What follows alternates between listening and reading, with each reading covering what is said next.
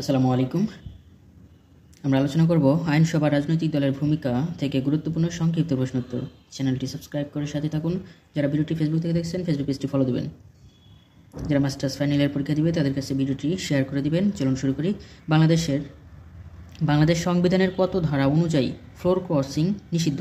বাংলাদেশ সংবিধানের ৭০ নং ধারা অনুযায়ী ফ্লোর ক্রসিং নিষিদ্ধ। প্রাইমারি বিসিএস এবং অন্যান্য প্রতিযোগিতামূলক পরীক্ষার জন্য ভিডিওটি গুরুত্বপূর্ণ। ভিডিওটি সম্পূর্ণ দেখতে থাকুন। বিরোধী দল কি?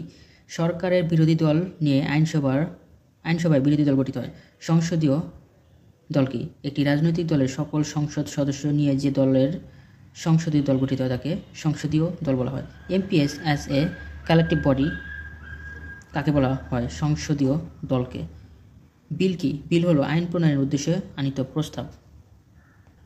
এমপি এর পুনরূপ হচ্ছে মেম্বার অফ পার্লামেন্ট। পার্লামেন্ট বানানটা দেখবেন PARLIAMENT। এই বানানটা অনেক পরীক্ষা এসেছে প্রাইমারি এবং বিসিএস। আইনসভার প্রধান কাজ হচ্ছে আইন প্রণয়ন করা। কোন সংগঠন বিকল্প সরকার হিসেবে গণ্য? বিরোধী দলকে। ফ্লোর ক্রসিং কি? দলের বিপক্ষে ভোটদান বা দলীয় সিদ্ধান্তের প্রতিবাদে আইনসভায় উপস্থিত না থাকাই হচ্ছে ফ্লোর ক্রসিং। বিল সাধারণত কত প্রকার ও কী? বিল হচ্ছে দুই প্রকার, সরকারি বিল, আরেকটা হচ্ছে বেসরকারি বিল। The opposition is built in check and balance to the government কে বলেছেন? অধ্যাপক ফাইনার। বেসরকারি বিল কি? দীর্ঘ সময় লিখিত নোটিশের ভিত্তিতে সংসদ সদস্য কর্তৃক উত্থাপিত বিল হচ্ছে বেসরকারি বিল। আর প্রধানমন্ত্রীদের দ্বারা যে বিলটি পাস হয় সেটা হচ্ছে সরকারি বিল। আর এমপিদের দ্বারা উত্থাপিত বিল হচ্ছে বেসরকারি বিল। সরকারের অঙ্গ বা বিভাগ হচ্ছে তিনটি। সরকারের অঙ্গ বা বিভাগগুলো হচ্ছে আইন, শাসন, বিচার বিভাগ। সরকারের সর্বাপেক্ষা মর্যাদাপূর্ণ বিভাগ হচ্ছে আইন বিভাগ। গঠন কাঠামোর দিক থেকে আইনসভা কত প্রকার? আইনসভা হচ্ছে দুই প্রকার। আইন বিভাগ কি? যে বিভাগ আইন প্রণয়ন, পরিবর্তন ও সংশোধন করে। গঠন কাঠামোর দিক থেকে আইনসভার প্রকারভেদগুলো হচ্ছে একক বিশিষ্ট এবং দ্বিকক্ষ বিশিষ্ট। কোন কোন দেশের আইনসভা একক বিশিষ্ট? বাংলাদেশ, চীন, সুইডেন, তুরস্ক, নিউজিল্যান্ড প্রভৃতি। বাংলাদেশের আইনসভা হচ্ছে জাতীয় সংসদ। কপচিনা কোন দেশের আইনসভার নাম? যুগোস্লোভিয়ার। কোন কোন দেশের আইনসভা দ্বিকক্ষ বিশিষ্ট? মার্কিন যুক্তরাষ্ট্র, Britain, Bharat, Russia, France, Canada. দ্বিকক্ষ বিশিষ্ট আইনসভার দুটি কক্ষ নাম হচ্ছে একটি নিম্নকক্ষ, একটি হচ্ছে উচ্চকক্ষ। জনপ্রতিনিধি সভা কোনটি? নিম্নকক্ষ। মার্কিন যুক্তরাষ্ট্রের আইনসভার নাম হচ্ছে কংগ্রেস। পার্লামেন্ট কোন দেশের আইনসভার নাম? ব্রিটেনের। কোন কক্ষ তুলনামূলকভাবে অধিক ক্ষমতার অধিকারী? নিম্নকক্ষ। কিসের ভিত্তিতে উচ্চকক্ষ সংগঠিত হয়ে থাকে? উত্তরাধিকার সূত্রে, আংশিক মনোনয়নের ভিত্তিতে। মার্কিন আইনসভার কংগ্রেসের কক্ষ দুটির নাম হচ্ছে নিম্নকক্ষ প্রতিনিধি সভা, উচ্চকক্ষ সিনেট। ব্রিটিশ আইনসভা পার্লামেন্টের কক্ষ দুটির নাম হচ্ছে নিম্নকক্ষ কমন্স, উচ্চকক্ষ হচ্ছে লর্ডসভা। ভারতের আইনসভা পার্লামেন্টের কক্ষ দুটির নাম হচ্ছে নিম্নকক্ষ লোকসভা, উচ্চকক্ষ হচ্ছে রাজ্যসভা। মার্কিন যুক্তরাষ্ট্রের সিনেট কোন নির্বাচন পদ্ধতিতে গঠিত হয়? প্রত্যক্ষ নির্বাচন পদ্ধতিতে। ফ্রান্সের উচ্চকক্ষ কোন নির্বাচন পদ্ধতিতে গঠিত হয়? পরোক্ষ নির্বাচনের মাধ্যমে। একক কক্ষ বিশিষ্ট আইনসভার পক্ষে যুক্তি দিয়েছেন অধ্যাপক Laski, MacIver, আবেসিয়ে।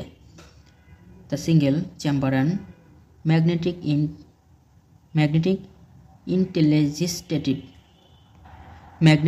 in legislative assembly seems best to answer the needs of modern state বলেছেন অধ্যাপক লাস্কি। কোন কোন চিন্তাবিদ একক কক্ষ বিশিষ্ট আইনসভার পক্ষে যুক্তি দিয়েছেন? Lord Price, James Mill, William Gettell প্রমুখ। দ্বিকক্ষ বিশিষ্ট আইনসভার পক্ষে যুক্তি দিয়েছেন কারা? Lord Price, JS Mill, Henry Gettell প্রমুখ। দ্বিকক্ষ বিশিষ্ট আইনসভার বিপক্ষে যুক্তি দিয়েছেন জেরেমি বেন্থাম, অধ্যাপক লাস্কি, ম্যাকাইভার প্রমুখ। The existence of second chamber is a guardian of liberty as well as to some extent a safeguard against democracy বলেছেন এই কথাটি গেটেল। আইনসভার কোন কক্ষ জনপ্রিয় কক্ষ নামে পরিচিত? নিম্নকক্ষ। আইনসভার প্রধান কার্যাবলী হচ্ছে তিনটি। আইনসভার প্রধান তিনটি কার্যাবলী কী কী? আইন প্রণয়ন সংক্রান্ত, সংবিধান প্রণয়ন সংক্রান্ত, শাসন এবং সংশোধন। আইনসভা কী কী উপায়ে শাসন বিভাগ নিয়ন্ত্রণ করে? প্রশ্ন জিজ্ঞাসা, বিতর্ক, আলাপ আলোচনা, নিন্দা প্রস্তাব, আস্থা প্রস্তাব প্রভৃতির মাধ্যমে। আইনসভাকে কী নামে আখ্যায়িত করা যায়? জাতির প্রধান অনুসন্ধান কক্ষ। আইনসভার অভ্যন্তরে সৃষ্ট রাজনৈতিক দল কি? এ ধরনের রাজনৈতিক দলগুলো আইনসভা সদস্যদের কার্যকলাপ হতে সৃষ্ট হয়। আইনসভার অভ্যন্তরে সৃষ্ট রাজনৈতিক দলের উদাহরণ হচ্ছে মার্কিন ডেমোক্রেটিক ও রিপাবলিকান এবং ব্রিটিশ রক্ষণশীল ও উদারনৈতিক দল। কোন দেশের অধিকাংশ দলই আইনসভার বাইরে সৃষ্টি? এশিয়া ও আফ্রিকার বিভিন্ন দেশে সরকারি বা ক্ষমতাসীন দল কি? সরকার গঠনকারী দল হচ্ছে সরকারি বা ক্ষমতাসীন দল। বিরোধী দল কি? সরকারের বিরোধী দল নিয়ে আইনসভায় বিরোধী দল গঠিত হয়। অফিসিয়াল অপোজিশন কাকে বলা হয়? বিরোধী দলগুলোর মধ্যে যে দল সবচেয়ে বেশি সংখ্যক আসন লাভ করে তাকে বলা হয় অফিসিয়াল অপোজিশন। কে বিরোধী দলকে safety value of political science বলেছে? Ernest Barker. সংসদীয় কমিটিগুলো কোন দলের নিয়ন্ত্রণে থাকে? ক্ষমতাসীন দল। পার্টি ইন পাওয়ার বলা হয় ক্ষমতাসীন দলকে। বাংলাদেশে কোন কোন পদে সরকারি দলের সদস্যরা আসীন থাকে? স্পিকার, সংসদ সদস্য, chief whip, deputy speaker. Opposition days এর বাংলা অর্থ হচ্ছে বিরোধী দলের দিন। আইনসভা কার্যপরিচালনায় কোন দলের প্রাধান্য বেশি থাকে? সরকারি দলের। সংসদীয় দল কি? একটি রাজনৈতিক দলের সকল সংসদ সদস্য নিয়ে যে দল একটি রাজনৈতিক দলের সকল সংসদ সদস্য নিয়ে সে দলের সংসদীয় দল কাকে বলে? একটি রাজনৈতিক দল সকল সংসদ সদস্য নিয়ে যে দল গঠন করে তাকে সংসদীয় দল বলা হয়। Amps as a collective body বলেছেন কাকে বলা হয়? সংসদীয় দলকে। সংসদীয় দলের বৈঠকে কাদের নির্বাচন করা হয়? সংসদীয় নেতা, উপনেতা, অন্যান্য কর্মকর্তাদের। আইনসভার সংক্ষিপ্ত সংস্করণ বলা হয় কাকে? কমিটির ব্যবস্থাকে। আইনসভার শ্রম বন্টনের একটি প্রাতিষ্ঠানিক ব্যবস্থা বলেছেন কমিটির গঠন। বাংলাদেশের আইনসভার নাম হচ্ছে জাতীয় সংসদ। কয়েকটি কমিটির নাম হচ্ছে সংসদীয় স্থায়ী কমিটি, অনুসন্ধান কমিটি। বাংলাদেশ সংবিধানের কত নং অনুচ্ছেদে বিভিন্ন কমিটির কথা উল্লেখ করা আছে? ৭৬ নং অনুচ্ছেদে। আইনসভার সদস্যরা কী হিসেবে ভূমিকা পালন করে? সংসদ নেতা হিসেবে, স্পিকার এবং হুইপ হিসেবে, বিরোধী দলের নেতা হিসেবে। বিল কি? বিল হলো আইন প্রণয়নের উদ্দেশ্যে আনীত প্রস্তাব। সংসদ সদস্যগণ সরকারকে নিয়ন্ত্রণের জন্য কী কী পদ্ধতি আনয়ন করে থাকে? প্রশ্নোত্তর পর্ব, মুলতবি প্রস্তাব, প্রধানমন্ত্রীর প্রতি প্রশ্ন, অনাস্থা প্রস্তাব। সংসদ সদস্যগণ কী কী দায়িত্ব পালন করবে? সংসদ অধিবেশনে যোগদান, বিল উত্থাপন, নির্বাচনী প্রতিশ্রুতি পূরণ করবে। ব্যক্তিগতভাবে সংসদ সদস্যদের প্রধান কাজ হচ্ছে আইন প্রণয়নের অংশ নেয় এবং সরকারি কাজে তদারকি করে। এমপি এর পুনরূপ হচ্ছে মেম্বার অব পার্লামেন্ট। সংসদের কার্যপ্রণালী বিধি কি? লিখিত বিধান।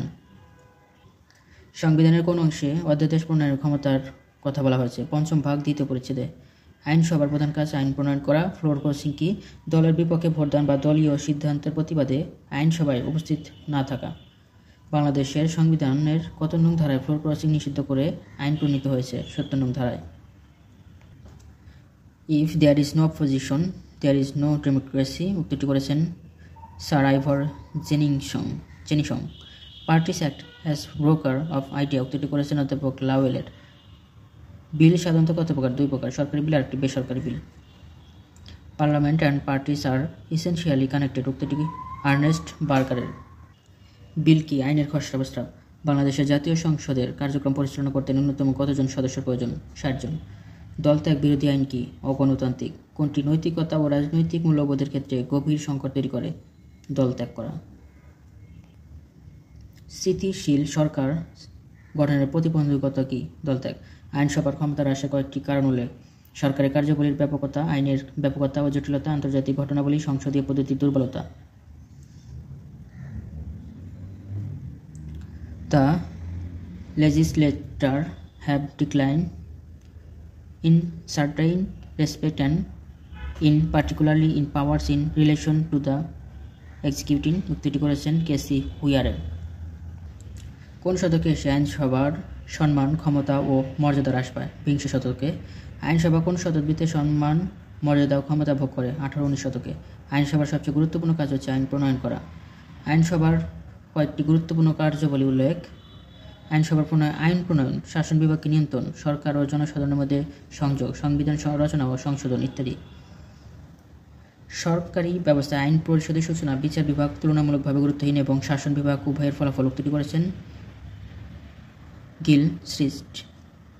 Of all the warrants of government the legislature undoubtedly occupies the paramount place উক্তিটি করেছেন অধ্যাপক গার্নার। আইনসভা বা আইন কি?